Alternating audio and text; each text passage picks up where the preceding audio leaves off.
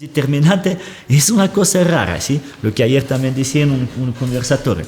Este conflicto o la llegada de este conflicto, a mí me parece muy bien este libro que he mencionado al principio. ¿Cuál libro fue? Libro colombiano. Crónica de una muerte anunciada. ¿Sí? Entonces, cuando todo el pueblo sabía que los hermanos Vicario iban a matar a Santiago Nazar, ¿sí? Y al fin lo mataron.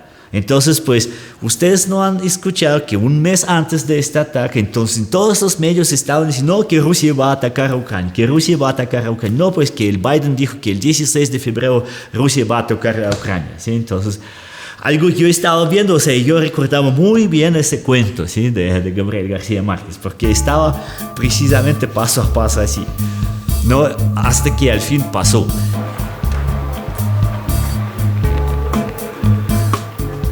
Un saludo para todas las personas que están viendo este video, también una invitación para las personas que no se han suscrito a nuestro canal, den clic en el botón y activen la campanita para poder ver todo nuestro contenido.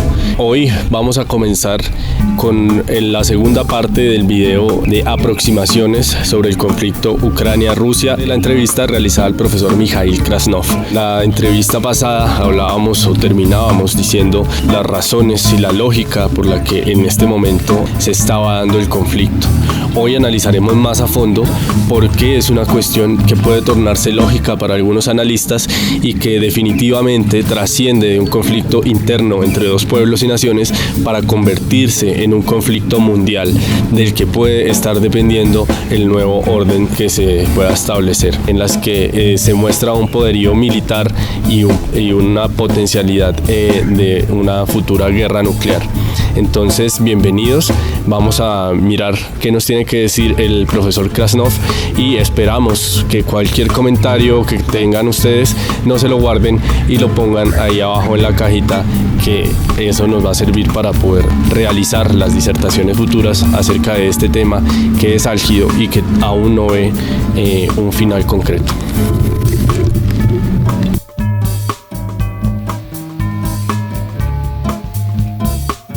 Es que no hubo un disparo, digamos, así como decir, no, ahorita sí tenemos que entrar. Lo que está pasando ahora, ¿sí? Debía haber pasado en 2014, ¿sí? La separación de Ucrania, o digamos la federalización de Ucrania. Todos esos tiempos eran bajo llegada de esta guerra, ¿sí? Entonces yo estoy contra esta guerra, ¿sí? A mí me da asco esto, ¿sí? Precisamente porque para mí es el mismo pueblo, o en muchos es como, no es como pueblos hermanos o hermano menor, no, para mí es el mismo pueblo, porque étnicamente somos iguales, digamos, no étnicamente, sino pongámosle genéticamente, porque étnicamente supone la cultura también, no. Genéticamente somos iguales, nosotros nos entendemos, ¿sí? De pronto tienen algo como más dialecto, más fonético ahí, ¿sí? Por tanto, los estilos de vida son casi iguales, ¿sí? Y para mí es el mismo pueblo. Cada ruso tiene familia en Ucrania al revés, ¿sí? Entonces, pues en Colombia, con sus tradiciones de las guerras civiles, pues más deben entender cómo es la guerra esta para nosotros, ¿sí? Entonces, lo mismo que acá, había esas guerras en los años, en la época de violencia y todo, pues, vea, o sea, un pueblo mataba a otro pueblo. Por eso estoy muy en contra de esta guerra, ¿sí? Pero si uno, digamos, enfría un poco esos sentimientos propios, entonces si lo analiza desde el punto de vista geopolítico, es algo lógico. Eso debía haber pasado en 2014. Y era planeado, pienso yo, que estaba también previsto esta separación o como el conflicto más grande de lo que pasó allá nomás con esas repúblicas.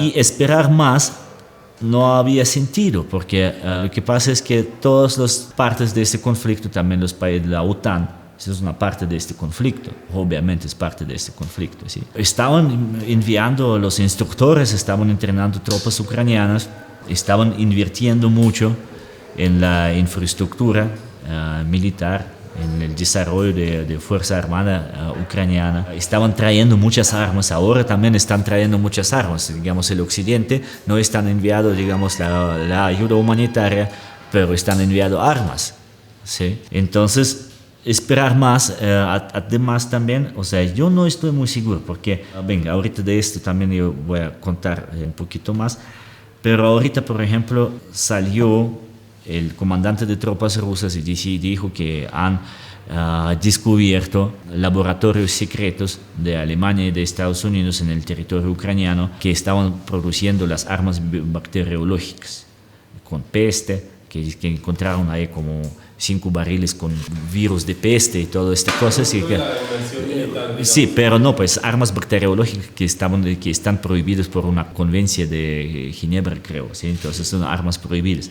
Pero yo no puedo decir, venga, no es cierto, ¿sí? ¿Por qué? Porque puede ser que es una propaganda rusa, puede ser que es la verdad. En el mundo moderno cínico, ¿y por qué no? Otra cosa es que dicen que los ucranianos estaban desarrollando armas nucleares. Entonces, para evitar esto, digamos, mejor dicho, o sea, uno no podía esperar más. ¿Por qué? Porque esperar que Ucrania se llene de armas, se llene de armamento más moderno y más peligroso, sea armas nucleares o bacteriológicas, aunque yo no creo, ¿sí? Pero lo que les digo, o sea, ahorita en el mundo moderno no puedes creer, ¿sí? Tener una ventaja al enemigo histórico del pueblo ruso, ¿no? No, ese no es el enemigo histórico, ¿no? ¿Cómo sería la cuestión? Porque digamos que sí hay una prevención gigantesca de que la OTAN cruce ciertas líneas, ¿no? Y obviamente que se pone en riesgo también la estabilidad de una nación, ¿no? En un territorio que tiene cierta soberanía y que independientemente de que las repúblicas se hayan independizado, pues conserva ciertos elementos de seguridad. No, pero es que hay cierta propaganda entonces por ambas partes, ¿sí? Entonces, tanto la propaganda de Moscú, que está a veces exagerando que en Ucrania todos son fascistas, digamos. Pero también esta propaganda del occidente y primero estos incentivos para que Ucrania entrara a la OTAN, ¿sí?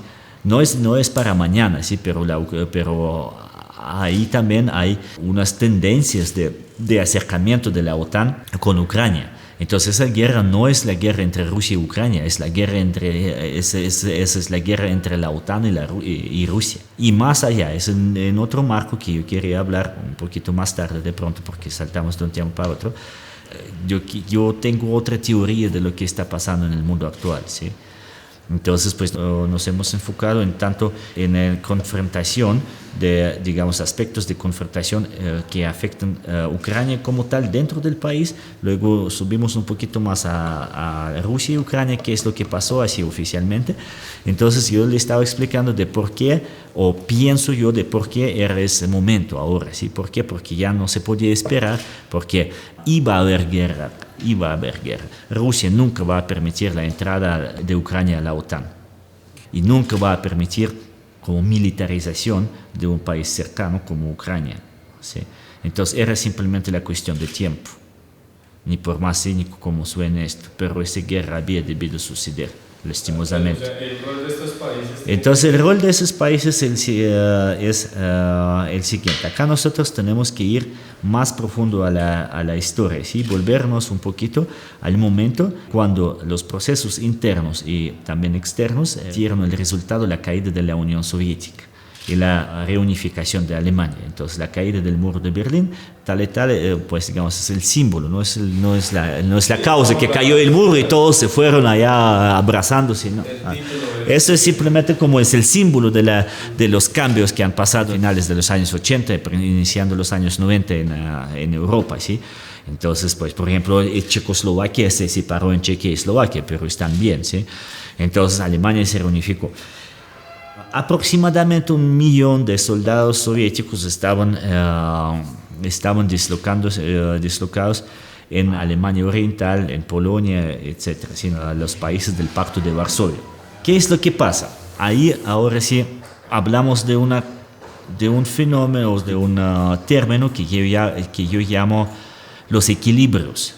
Según mi visión, en la historia mundial, después de cada guerra grande, se establece un cierto equilibrio, ciertos acuerdos de paz, pero acuerdos de paz no son simplemente como para acuerdos de paz y ya, paz y listo, no, pues acuerdos de paz siempre regulan también cierto equilibrio quién le debe pagar reparaciones, cómo va a ser el mundo, cómo son las zonas de influencia. Eso es sobre todo, eso es cada acuerdo de paz. Esto es lo que pasó en 1945, entonces, porque la última guerra grande fue la Segunda Guerra Mundial. Entonces, en 1945, después de finalización de la Guerra Mundial, aparte de los acuerdos de paz de Potsdam, fueron creados dos bloques militares, lo que era OTAN y lo que era Pacto de Varsovia.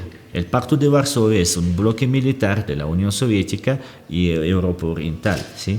Entonces, pues con esto se garantizaba un equilibrio militar en el mundo. Y lo que se llamaba el sistema de las relaciones, pero este equilibrio nosotros podemos llamar el mundo bipolar o el mundo bilateral o el mundo como bicéntrico, ¿sí? Entonces nosotros tenemos un centro con Washington, los aliados, cierto poder militar, y Unión Soviética con sus aliados y con cierto poder militar. Y nosotros hemos tenido una paridad, más o menos de paridad en armamento nuclear. La paridad todavía existe a propósito, ¿sí? Entonces Rusia garantiza la paridad en armas nucleares, ¿sí?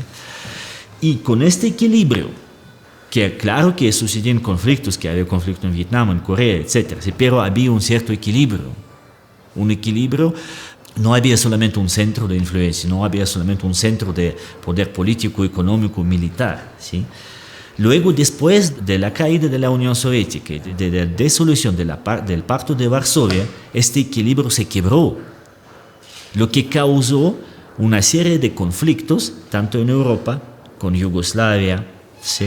Cuando despedazaron un país en 7 partes. Todos los países árabes, pues si nosotros no podemos ver Ucrania que es un conflicto aparte. No, Ucrania es simplemente el siguiente punto dentro de esa serie de conflictos. Entonces lo otro es que cómo vamos a entender, digamos, el conflicto en Libia, el conflicto en desierto, pues ¿quién necesita ese desierto? Nosotros no lo vamos a entender si nosotros no vamos a ver este conflicto dentro de una serie de esos conflictos. Entonces, después de los años 90, el mundo se convirtió en el mundo unilateral, donde Estados Unidos jugó un papel del policía mundial y no había ninguna paridad, sobre todo en cuanto al armamento nuclear, sí.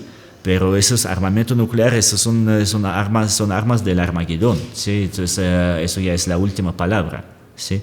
Pero no en su influencia política, no en la influencia económica.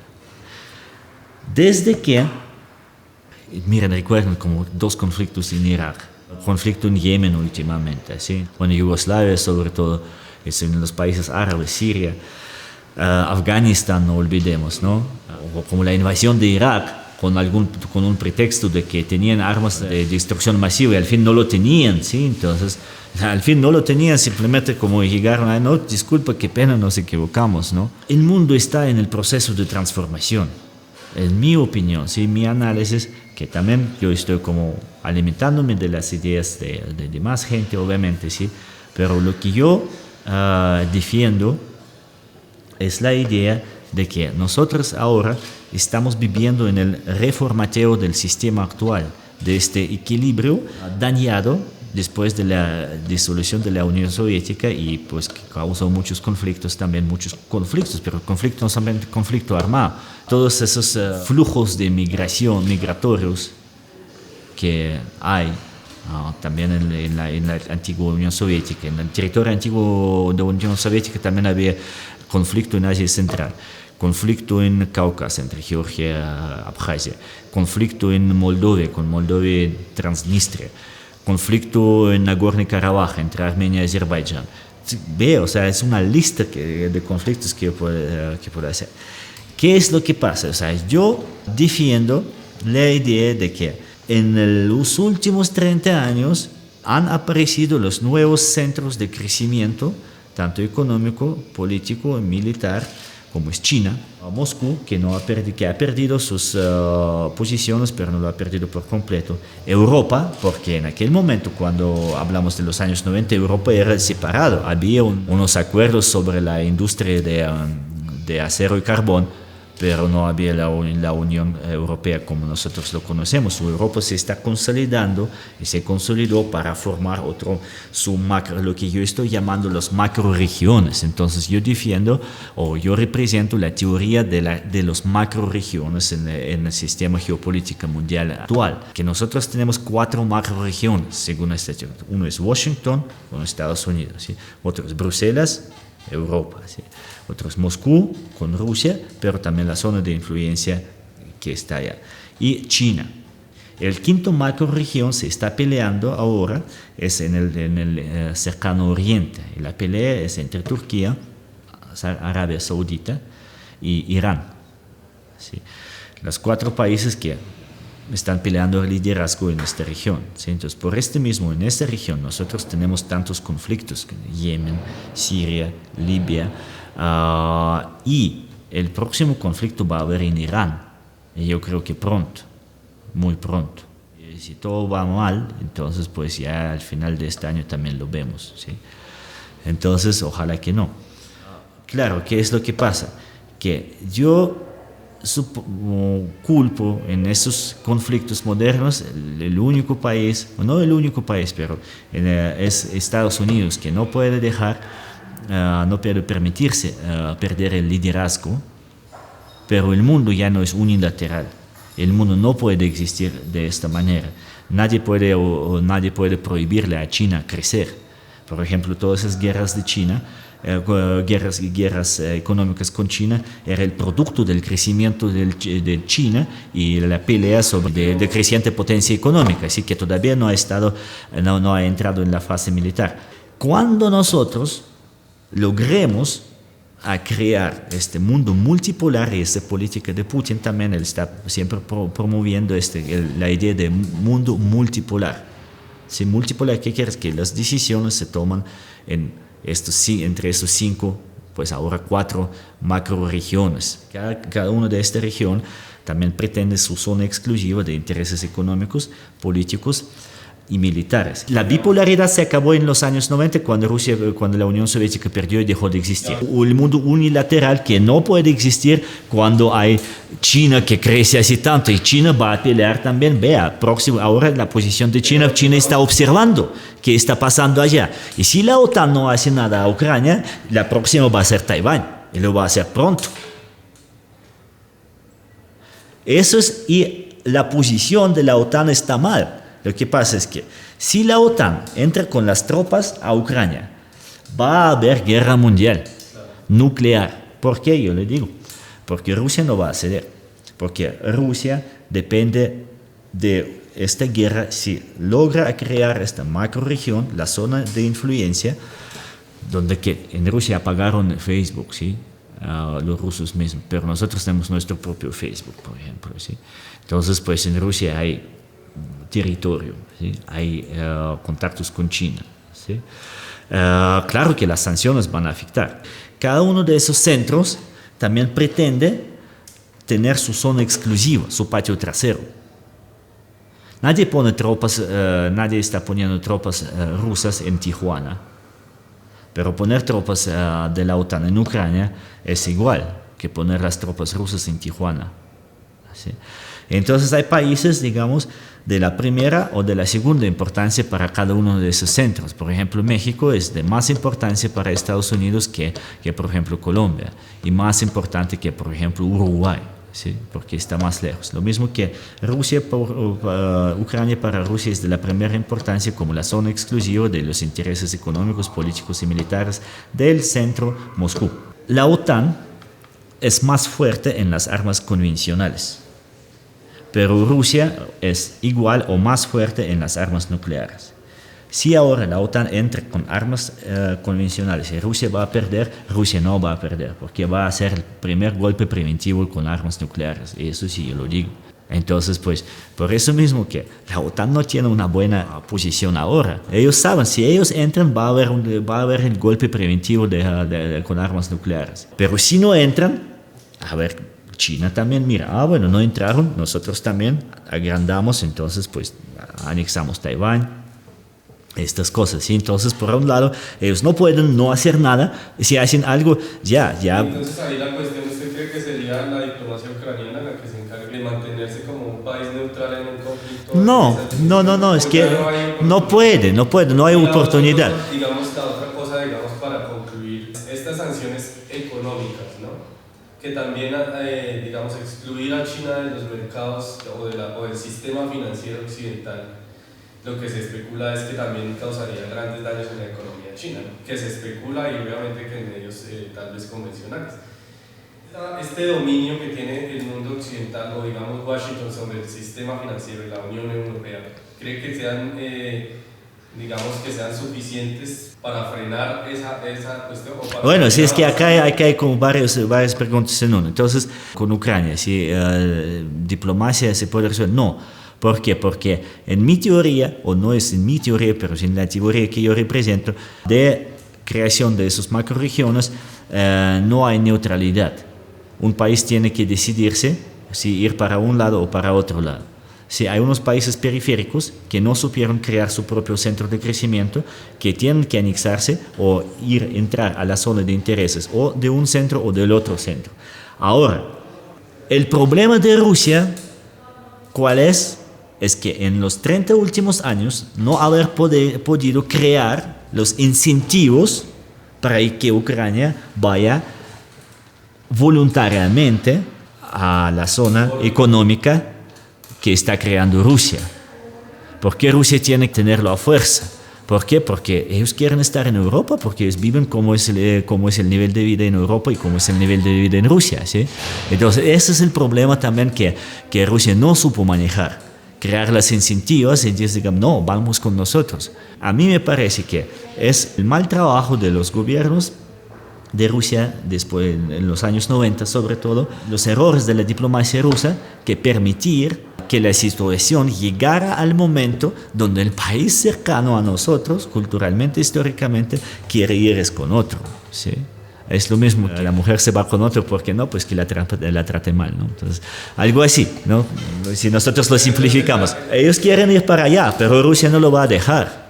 Y yo digo, pues la perspectiva es que Ucrania de cierta manera va a entrar a la zona de intereses de Rusia. No hay otra posibilidad, ¿sí? Porque los rusos no la van a dejar. Rusia no la va a dejar. Si la OTAN entra con tropas, va a haber guerra nuclear. Y la única alternativa en el mundo es la creación del nuevo equilibrio en el mundo pluricéntrico, a donde nosotros estamos llegando. A propósito, todo eso, la pandemia y todas esas cosas, es también un fragmento de ese reformateo de los poderes en el mundo, ¿sí? Los procesos están en marcha. Los procesos están en marcha desde el crecimiento de China. China va a tener la primera posición en el poder económico mundial. Los procesos ya están, simplemente hay que dejarlos pasar. Es algo que no se puede parar. Es algo normal, es la transformación de un estado de equilibrio al otro estado de equilibrio. Puede ser con guerras, puede ser sin guerras. Si, por ejemplo, antiguo Roma tenía 1 millón de habitantes.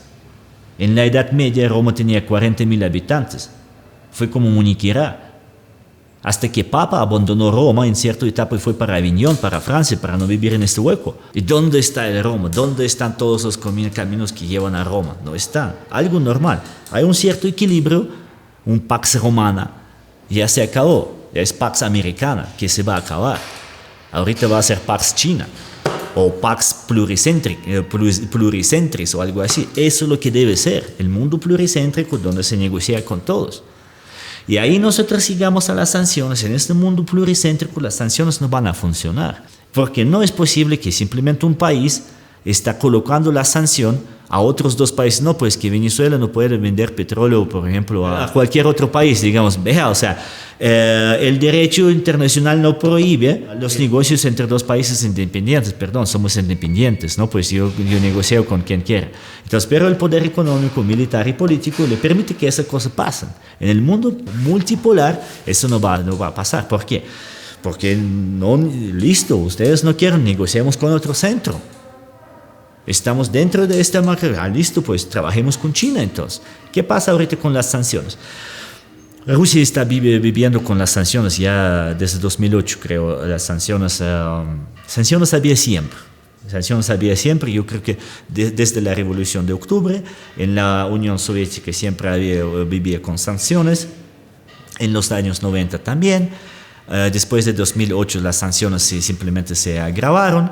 2008 fue cuando fue una guerra de 5 días, guerra en Georgia, ¿sí? Estamos en Carreta Jurídica, no se olviden de suscribirse en nuestro canal, observar todo el contenido y echarle un vistazo a nuestras listas de reproducción donde seguro van a encontrar temas de su interés.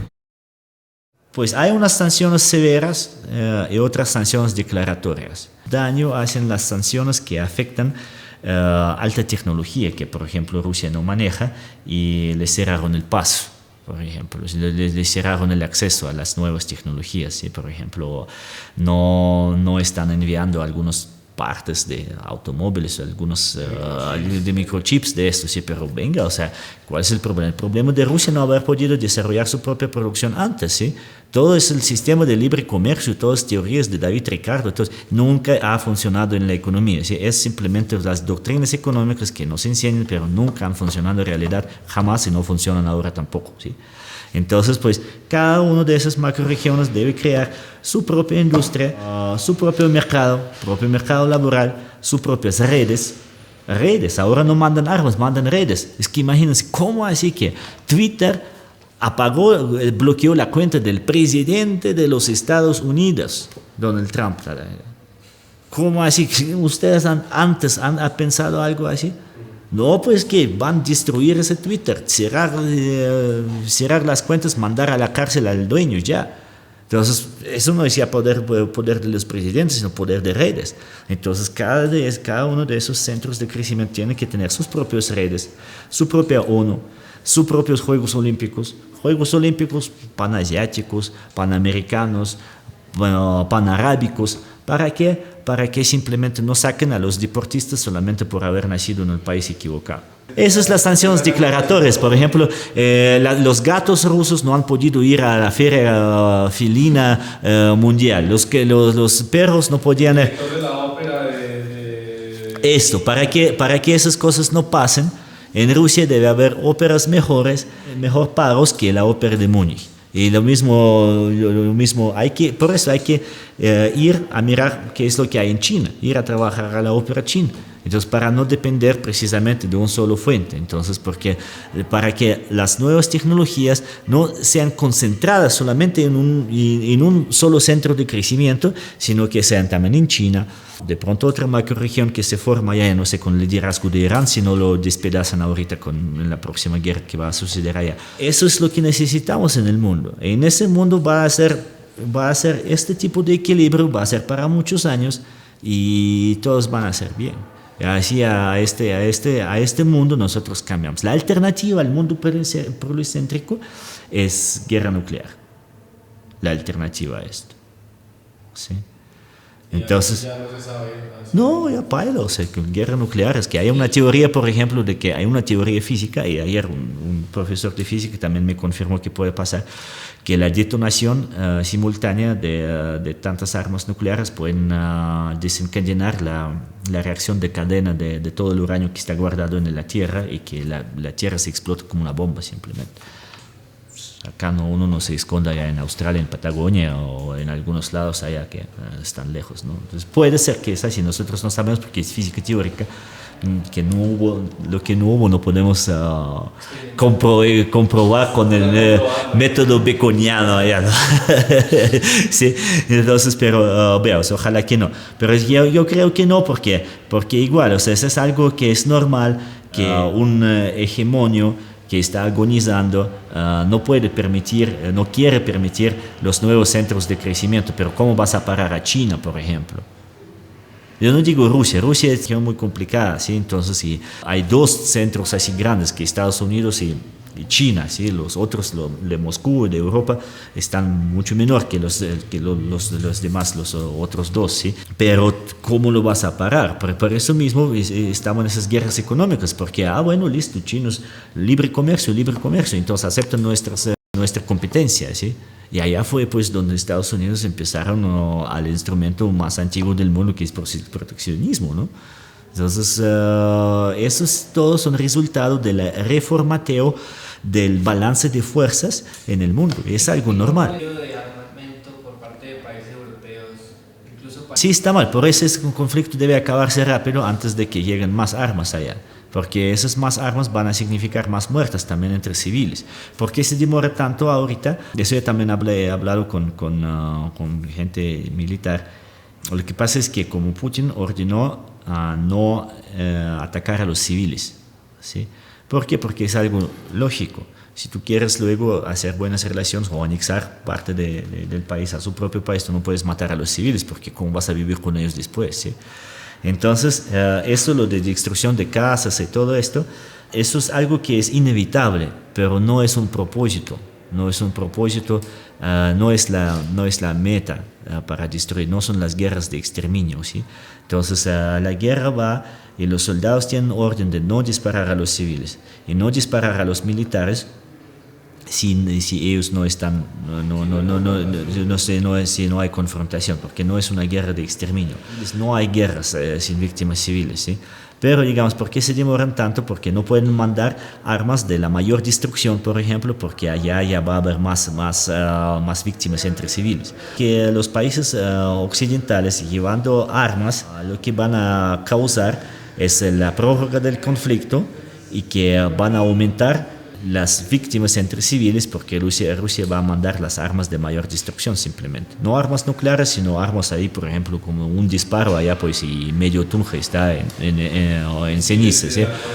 Entonces, por ejemplo, cuando bombardearon a Siria, lo estaban bombardeando con misiles de 4.000 kilómetros del mar Caspio, tómalo, ¿sí? Entonces, sin pensar a dónde llegaban, porque era otro tipo de operación. Para Rusia, a propósito, no se llama guerra, sino operación. O sea, Rusia va a cumplir con las metas de la operación militar. La operación se llama desmilitarización de Ucrania y desnazificación. ¿Qué quiere decir desmilitarización? Desmilitarización quiere decir que destruir las armas y puede ser que prohibir tener el ejército. Por ejemplo, después de la Segunda Guerra Mundial, a Alemania le fue prohibido por cierto tiempo tener su propio ejército. Sí, simplemente. Eso, por ejemplo, puede ser un tipo de desmilitarización. Desnazificación es la eliminación de la ideología nazis en Ucrania. ¿Qué pasa? Porque hay que mirar quiénes están peleando por parte de Ucrania. Están peleando las tropas regulares del ejército, ¿sí? También con voluntarios y todo. Pero también están peleando las tropas paramilitares con la ideología nazi. Por ejemplo, el batallón Azov, que tiene ideología nazi. Pero también hay unas fuerzas de autodefensa, ¿sí? Donde la gente normal, civil, simplemente tomó armas para garantizar orden en las ciudades ocupadas, digamos, pero también como para apoyar a los ejércitos. Son tres. Ahorita también están enviando mercenarios y están llegando muchos mercenarios de los países desarrollados. Es algo muy, muy, muy feo, porque Ucrania prácticamente se está reclutando abiertamente mediante sus embajadas. Oficialmente tú puedes ir a la embajada. Acá no hay embajada de Ucrania, pero hay en Perú, creo. Tú puedes ir y decir, no, yo quiero ir, como si fuera un safari. Vengan a matar a un ruso, ¿sí? Entonces, pues, pero a los mercenarios no los toman presos, los eliminan. Sí, y eso sí yo puedo garantizar que ninguno de esos mercenarios que fue por allá va a regresar vivo. El mensaje a los 50 colombianos que supuestamente que van para allá, para Ucrania, que se compran su tiquete de solo ida, ¿sí? Porque vuelta no habrá. A los mercenarios los meten siempre a las peores batallas para pagar menos después, ¿me entiendes? Digamos, los países que ayer eran países civilizados, como por ejemplo Dinamarca, están hablando abiertamente de que eso está despenalizado, participar voluntariamente, o sea, pues algunos países también despenalizaron esto, porque normalmente ser mercenario en muchos países está penalizado, ¿sí? Pelear por ir a la guerra o por dinero, ¿sí? Pero lo están despenalizando simplemente para esto. Entonces, ahí se está descubriendo la cara verdadera del tal occidente civilizado. Detrás de la cortina bonita se encuentran los instintos más bajos que hay. Da lástima el pueblo ucraniano que le ha tocado sufrir este conflicto y estar entre los intereses de dos mundos, de dos centros, y porque hay muchos refugiados y hay que ayudarles. ¿sí? Hay que ayudarles. Yo tengo muchos amigos que les están ayudando también en Europa. ¿Usted no cree que la decisión del jefe de Estado, que es el jefe de Estado, es el que tiene la función de ordenar o de aprobar el paso de tropas, ¿cierto? O de, digamos, esas funciones del Estado como tal? ¿No cree que del jefe de Estado ucraniano o sea, si él tuviera otra posición frente a las cuestiones? Pero lo que pasa es que acá hay que mirar también pues, el personaje de... están grabando otra vez, ¿eh? El personaje del presidente del Estado. Antes de ser presidente, él ha sido actor y fue muy popular en Rusia. Y lo más chistoso es que él también era protagonista en una película, que era una telenovela, Servidor del Pueblo, Sluga Naroda, ¿sí? Entonces, pues, donde él grababa pues, como un tipo X que se hizo presidente. Y preciso él hizo el tipo X. Pero Ucrania es como, allá pasan estas cosas, ¿no? Pues que el presidente es el actor, digamos, el alcalde de la capital es boxeador, ¿sí? Entonces, Klitschko. Sí, pues detrás de él están los intereses de los oligarcas. Y es un títere de la OTAN, de los países del occidente, sí, claro, eso está claro, porque no, o sea, pues si tú quieres, no, es el personaje de él mismo, es nulo, sí, entonces él simplemente es una imagen bonita detrás de los intereses de otro, por ejemplo, para carrera de presidente, uno normalmente empieza o carrera política o Putin carrera militar, donde llegar a hacer la carrera poco a poco, ¿sí? Para llegar allá como representar su grupo de influencia, su rosca, por ejemplo, ¿sí? Zelensky llegó simplemente de la calle, simplemente X, tú vas a ser presidente, listo, dale. Y detrás de él hay intereses, yo no me acuerdo quiénes, pero sí son unos oligarcas ucranianos que son menos que es antipolítico, es como Donald Trump. Pero Donald Trump llegó ahí pues como con poder mediático, creo, con la carisma propia, y así llegó Zelensky también, prácticamente, pero obviamente hay gente detrás de él, ¿no? Pues, pero en Estados Unidos no podemos decir así que Trump llegó de nada porque detrás de él es el Partido Conservador. El Partido Conservador tiene su influencia, tiene su poder, es como un organismo. En Ucrania no hay partidos así definidos, para cada elección hay sus propios partidos, no hay ni tradición política así normal, ¿sí? Es como en Colombia, hay unos partidos como tradicionales y para una elección no, pues crecen algunos partidos que son solamente para una sola elección, ¿no? Lo mismo en Ucrania. Entonces en Ucrania no hay unos como un sistema político establecido durante años, porque el Estado de Ucrania, ¿cuántos años tiene? 30. Después de la disolución de la Unión es 31, ¿no? Entonces, por eso es como él no viene del organismo político establecido, sino de los intereses de un cierto oligarca que está detrás de él. Y que otro también. Y que si va alguna alternativa del presidente en Ucrania, también va a ser representar algún interés de algún oligarca. Y por último, quiero también quiero dejar un mensaje a todos, ¿sí? Lo que pasa es que nosotros estamos viviendo en un mundo muy interesante, ¿sí? Es como creo que la quinta revolución informativa, ¿sí? Donde nosotros, telecomunicativa, ¿sí? Donde ahora cada uno puede producir su propio contenido. Cada quien puede ser periodista, ¿sí? Nosotros si mañana ganamos 1 millón de vistos, digamos, podemos ser famosos, ¿sí? Entonces, ¿qué quiere decir? Que ahora es muy, muy, muy complicado. Por un lado, tú tienes mucho contenido, mucha información, por internet, por televisión y todo. Es bueno, tú tienes acceso en todos los idiomas que quieras, que manejes. Por otro lado, tú nunca sabes cuál es el fake, cuál es no. Entonces yo muchas veces he caído en algo publicando y luego dices, no, pero es que es fake. Por ejemplo, tú ves un edificio destruido. ¿Tú cómo sabes que eso es de Ucrania o es de Rusia o es de pronto de Yugoslavia o es de Siria? ¿Tú has estado allá? ¿Conoces esas calles? ¿Cómo vas a saber? Entonces, pues solamente al mundo le gustan las imágenes. Le gustan las imágenes. El mundo está dirigido por iconos, ¿sí? La gente se mata por comprar un iPhone solo para tener esta manzanita. como Adidas, Nike, todo eso, y cerraron los almacenes en Rusia. Y digo, bueno, listo, por eso. En cada región debe haber sus propios iconos. El mundo debe fragmentarse, simplemente. Todo lo que tenemos centralizado tiene que descentralizarse. Así va a ser el mundo postmoderno. Eso también es un nuevo aspecto de esta cosa, ¿sí? Pues no nos invitan no nos mandan Adidas, pues vale lo que vale. Entonces compramos en China buenas cosas que también son buenas, ¿no? Por ejemplo. Entonces, volviendo al tema de las imágenes, nosotros creemos en imágenes sin saber el contexto y menos quién lo produjo, ¿sí?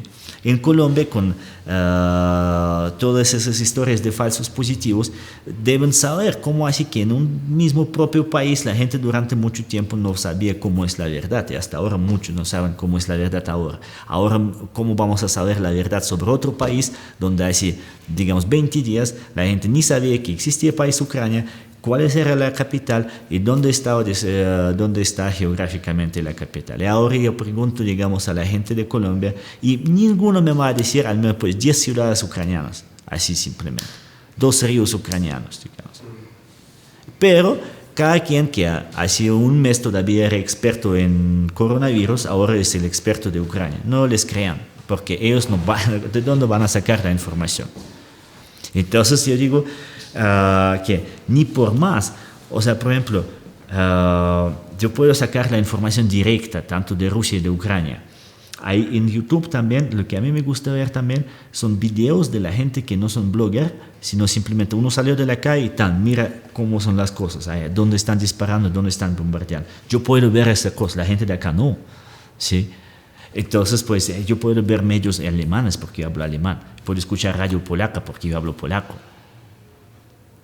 Además, yo manejo ciertos métodos de investigación en cuanto a relaciones internacionales. Yo puedo hacer, por ejemplo, análisis de eventos, análisis de contenido en idiomas que yo quiera porque yo hablo 6. Y aún así, yo no puedo pretender decir que todo lo que he hablado hoy es la verdad. Y así es la verdad absoluta. Pero mucha gente que no tienen estas capacidades, digamos, lo pretenden como si fuera la verdad y el resto es la propaganda rusa. Entonces, por eso no creen las imágenes. En el sistema de relaciones internacionales hay una cierta lógica, hay unas ciertas historias y una cierta lógica simplemente de cómo va a ser, cómo no va a ser, ¿sí? Y no de una globalización, es una ficción de globalización, más en una americanización de toda la cultura de todos los países. Acá, sobre todo, en Europa hay más como eurocentrismo. Entonces, por ejemplo, sí, claro, a mí lo que digo, vuelvo y repito, ¿sí? Yo considero esta guerra como una tragedia personal porque nosotros también tenemos muchas relaciones con la gente de Ucrania que vive en ese territorio. Nosotros en Rusia tenemos muchos refugiados que llegaron después de esas regiones de Donbass que estaban bajo constante bombardeo durante los últimos 8 años, ¿sí? Los 14.000 personas que se han muerto. Yo también conozco la gente que están apoyando ahorita a los ucranianos a Europa, ¿sí? En Berlín, cuando yo vivía en Alemania, porque toda la vida adulta me la viví en Alemania, no en Rusia, yo conocí mucha gente de Ucrania, ¿sí? Entonces ahorita están apoyando, ayuda, recibiendo gente, sí, y hay que apoyarlos, sí, a esto. Pero lo que pasa es que nosotros no podemos olvidar que todo el mundo está preocupando por este conflicto solamente porque es gente blanca y gente cristiana. Entonces, pues yo también puedo preguntar, listo, en Afganistán, ¿que ellos no son gente? ¿En Siria ellos quién son? ¿Animales o qué? Pero yo creo que este conflicto también es por lo que usted decía ahorita, la tensión de una guerra nuclear. No se había advertido en un conflicto. También, pero también vea, o sea, digamos, en los medios, ¿a quién le importa, digamos, que 1 millón de africanos allá se mandan a machete, así como en una guerra tribal, por ejemplo? ¿Quién sabe del conflicto de Ruanda? El que solamente aprende de eso, 1 millón de personas, 1 millón, vea, 1 millón, vea, o sea, 1 millón, ¿qué? O sea, por ejemplo, ¿no? En otro lado, ¿por qué? Porque esto está lejos, porque son africanos, porque son negros, porque no son de nosotros, porque no se ven como tú y yo. Entonces, para eso, nada, eso pasa en algún lado del mundo que no nos importa. Así es el mundo es muy eurocentrista, ¿sí? ¿Por qué la gente quiere iPhone? Vea, yo tengo un teléfono chino, es bueno, ya lleva 4 años, pues tengo todavía pila muy buena. Me salió bien de pronto un Xiaomi, ¿sí? No es para propaganda de Xiaomi, pero ven, compren Xiaomi, no compren iPhone, ¿sí? Entonces, ¿por qué? O sea, no miren a esta manzanita. Y si quieres, cómprese esta manzana, pégalo acá y ya, y punto. Sí, eso de la piratería y todo también hay que permitirlo, porque todas esas leyes, propiedad intelectual, por un lado son progreso, porque es como incentivos para inventar. Por otro lado es el freno para los países que no pueden y no tienen recursos para desarrollarlo, ¿sí? Porque digamos, eso es así. Pues para unos es el progreso, para otros es el freno. Por eso digo que yo también acá le apelo a promover la piratería de ese cosa, porque es algo natural. Lo que se basa todo eso es en esa bipolaridad y una pretensión de multipolaridad, ¿cierto? A nivel político y la pretensión de... No, político, económico, militar, deportivo, o sea, no, pues ya nada de ONU. ONU no funciona. Después de cuando el bombardeo de Belgrado, en Yugoslavia, sin mandado de la ONU, no funcionan las ONU, no funcionan todos esos acuerdos de, pues todos el derecho humanitario internacional, no funcionan porque acá o allá siempre lo violan. O digamos, ¿cuál es la diferencia entre la separación de Donbass ahorita y la separación de Kosovo? Kosovo históricamente es territorio serbio. En Kosovo son iglesias serbias del siglo XII. Allá empezó el Estado de Serbia, en Kosovo. Es una región culturalmente muy importante para Serbia. Yo también hablo serbio un poquito. También he ido allá a Yugoslavia varias veces. También tengo amigos allá. También tengo relaciones con esa región. También me estaba informando del conflicto de Yugoslavia también. Entonces, pues así, paso por paso, es ninguna diferencia. Pero allá sí, pues todo el mundo, decirlo así, civilizado, reconoció este país donde es la cuna del terrorismo. Supuestamente hay ciertos índices de que allá también es las fábricas para producción de los órganos, roban gente, allá los despedazan, los órganos los venden a Europa. El Estado terrorista, pero existe en medio de Europa y lo reconocen, ¿sí? Pero no reconocen a Donbass. Entonces aquí no hay derecho internacional, no funciona. Los institutos internacionales no funcionan. Lo que funciona es la ley del fuerte. La ley del fuerte se está acabando y se va a repartir entre varias regiones, lo que les digo. O si no, va a haber guerra nuclear y se acaba, la próxima guerra va a ser con palo, ¿no?